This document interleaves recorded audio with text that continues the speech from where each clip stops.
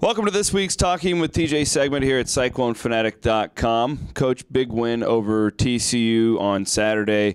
I kind of had a feeling it would be a name-the-score type game just based off of what had happened the 2 games prior. And it was good to see your team respond the way that they did. Just how much, from a confidence standpoint, after dropping 2 in a row, is Saturday's game going to help your team? I think it helps a lot at this point in the season when you can get a quality win, on your home floor, and you can come out and establish things early and get a chance to play a lot of guys. We shot the ball incredibly well. We were happy with the way we defended. I think those type of games, the positive feedback, the positive energy, playing a lot of guys, that can really help down the stretch. Well, looking forward to now Wednesday night, it's a road trip to Baylor. You guys have had trouble closing games out on the road. However, the team really hasn't played badly on the road other than, I would say, the Texas Tech game and maybe the Iowa game. I guess when you and Coach Hoiberg and the rest of the coaches get together and you're analyzing what's happening at the end of these games, what have you guys been able to put a finger on, and how do you correct that? We've spent a lot of time working on situations, especially the conference play, the second half of the season, just late game, anything that can happen. So just trying to do the best job we can preparing our guys so they can make the right play, the right decision. I think there's an era of being able to coach your guys the right amount. You don't want to overcoach them. You don't want to paralyze them with too much information. So I think for us, it's more about showing our guys a lot of different things that can happen, especially on the road, really emphasizing the importance of every possession, because I know people want to point at that possession that happened at the end of a game here and there, but there's so many possessions during the course of the game that one possession could be the one that impacts winning or losing.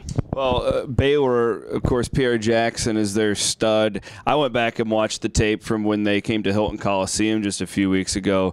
I mean, he led them in scoring that night, but man, some of these shots he was hitting were fadeaways. Bab always had a hand in his face. What makes him just so dynamic? Because it seems like it doesn't matter what you do to him, he's going to get his 20 points. His speed is off the charts. I think Bruce Weber referred to him in last game as the road runner from the Bugs Bunny cartoons. He is so fast, so explosive, and so much of what they do is predicated off him creating. So first and foremost, you've really got to get back in transition. It's got to be with 5 guys. They've got to be ready to sit down and guard the basketball. It would be unrealistic for anybody, whether it be Chris Babb or anybody, to say you're going to guard this guy one-on-one without any help. He's just too fast for that. So for us, it involves getting back in transition defense, 5 guys sitting in gaps, making sure that we don't give him early driving angles.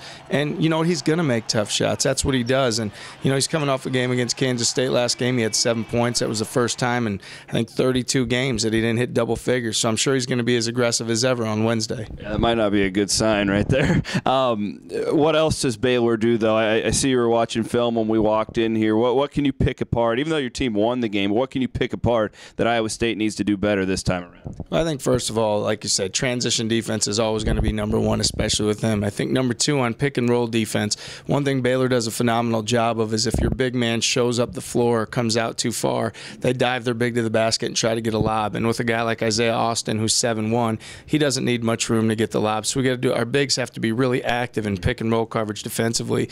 And then the third thing I think is just making sure we keep them off the glass. They generate so much offense off second chance points, whether it's Jefferson, Gathers, Austin. Those guys are all phenomenal offensive rebounders. So, again, when they were here, we won the offensive rebounding battle. They had 10 of them, but we'd like to even keep them at a lower number than that, especially in their gym. They've been great at home, not so good on the road, like a lot of teams in the Big 12 this year. What have you seen, I guess, from the young guys, all the blue chippers? Are they getting better throughout the season based off of what you've seen?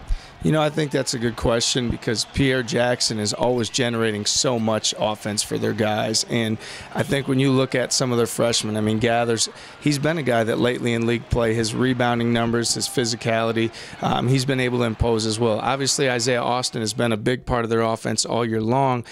I don't want to say he's hit a little bit of a freshman wall, but over the last 5 or 6 games, he hasn't scored the ball quite as well as he did early in the season. And then they have a bevy of other young guys. L.J. Rose is backup point guard for them. So I think definitely those guys have key roles for them, and at times they've stepped up. But, we've got to do a good job of imposing our will early and making it a game where our veteran guys make them kind of adjust and adapt to us. Last question, what's it like playing in Waco? It seems to be a tough place to play. I've never been down there, but what makes that arena so difficult? You know, they don't have every time we've been down there, they're not an arena that's going to have 13, 14,000 like we will at Hilton.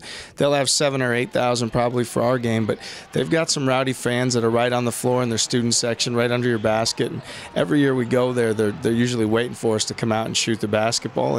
And there's certain parts of that environment when an arena is not full that sometimes, you know, you can feed off the energy and excitement, even if it's the opposing teams. And there's sometimes it's a little bit dead, and you have to generate your own energy. So we've just got to make sure that we focus on our game plan, executing, and that our guys stay aggressive. All right, Coach. Well, get down there safely. I don't know if you'll get back on Thursday from what the weather forecast looks like, but be safe and go get a win, all right? Thanks. All right, he's TJ Otzelberger. We'll be back next week, hopefully with 2 Iowa State victories, Baylor and Texas Tech coming up this week. So long, everybody.